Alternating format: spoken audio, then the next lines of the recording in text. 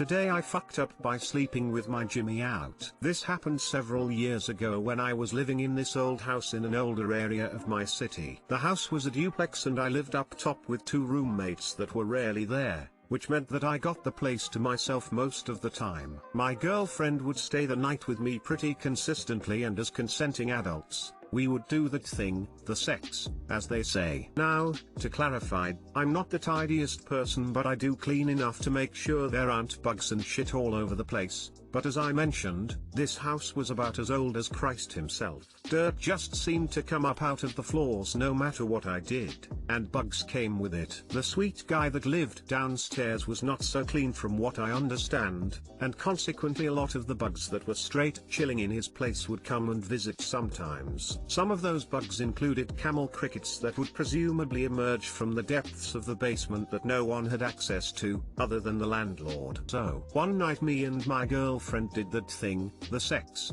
as they say. As one does sometimes, I decided that it was the night to sleep naked, which I did successfully. In the morning I woke up, lying on my back, which was out of character for me, and I was staring at the ceiling. Felt weird in my soul. Like real weird. I looked down really slowly until my whole pecker was in frame, and upon the tip of said pecker was a goddamned camel cricket. Just straight chilling. Like get out of town, the fucking guy. Despite my blood pumping like I was going to explode, I managed to stay quiet because I knew if I woke my girlfriend up, it would just be worse. So with my bare fingers, I grabbed this fucking guy right off of my pecker, which by the way, little cricket hands on that tender flesh is a big 0-10, and slam dunked him into an empty water bottle that was slam dunked into the trash can. Then I took a shower to forget, and yet too long didn't read. I slept naked and got molested by a cricket the next morning. You, sir, are an exemplar of restraint and willpower. Me, I would be shrieking and jumping and slapping at everything in reach. Forever dirty, sorry bud. I'm not a guy, but that sounds horrific. Smiley face, smiley face. Having something crawl on your dick is horrifying. Oh, I hate those creepy little bastards. Did you know they eat their dead? Example, I had a ton of them in the house I used to own. I will kill one, after it repeatedly jumped at me, and leave it on the garage floor. Not a day would go by and it would be gone. I googled to find out why the dead ones kept disappearing. Unnerving little cannibals. Also, tarantulas. A long time ago, I worked at an office situated amongst a large expanse of forest. It had a sub-level garage, and when it got cold, there were tons of crickets everywhere. You couldn't take a step with crushing a few of them. After a couple of days, all the crickets just straight up disappeared. It was still cold out, but the ground was no longer covered by a blanket of crickets. The next day, it became very apparent why. Every 6 or so feet would be a tarantula just chilling and keeping COVID distance from each other. Gotta throw the whole dick away. /unscrews dick /.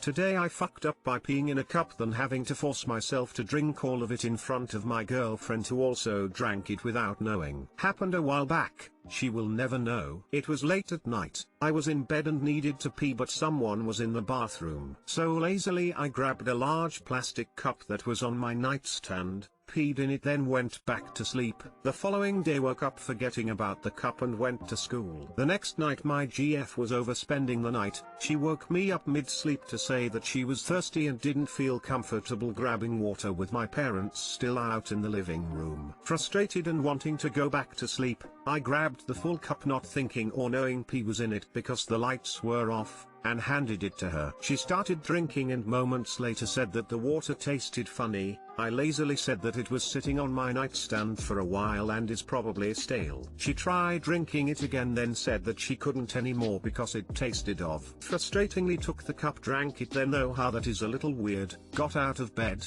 and turned on the lights to see that yellow mellow color of my pee that half filled this cup. Realizing my mistake, I looked at her and she asked to see what was in the cup. The only thing that came to mind on the spot was to immediately start chugging the rest of the evidence before she could see/realize what that stale off taste actually was. After chugging a good amount of my own pee, I looked at her, said that I was also thirsty and will go grab us both fresh water. Side note, pee doesn't taste that bad. Too long didn't didn't read, peed in a cup, gave it to my girlfriend forgetting it was pee, then had to drink the rest of it so that she didn't find out I had her drink my pee.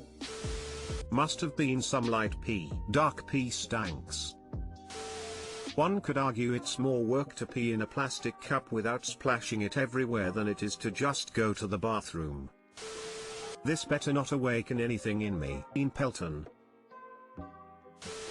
Man, that was a bold strategy. And that's when Op found out about their new fetish. Now the only problem was trying to convince their girlfriend to also get behind it. Maybe the fetish part was without her knowing smile.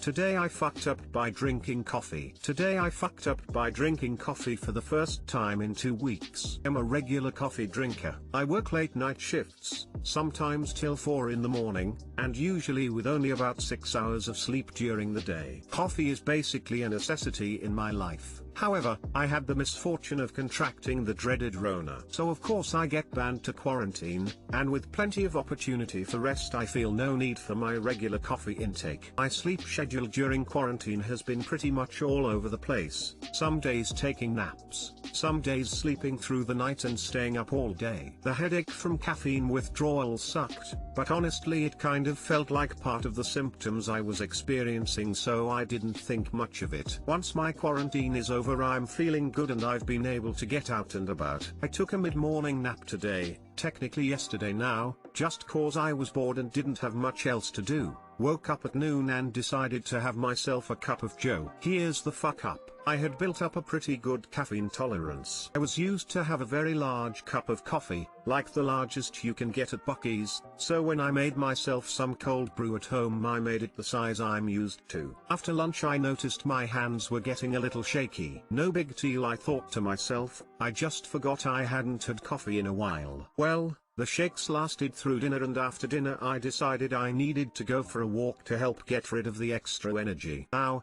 here I am, it's past 3:30 in the morning and I am not even close to being tired. Which would be fine if I was working, but I haven't started work yet and I have to be up early for an appointment I made without realizing I was going to be up all night on a caffeine high. Maybe if I have some coffee in the morning I won't be so tired, smiley face.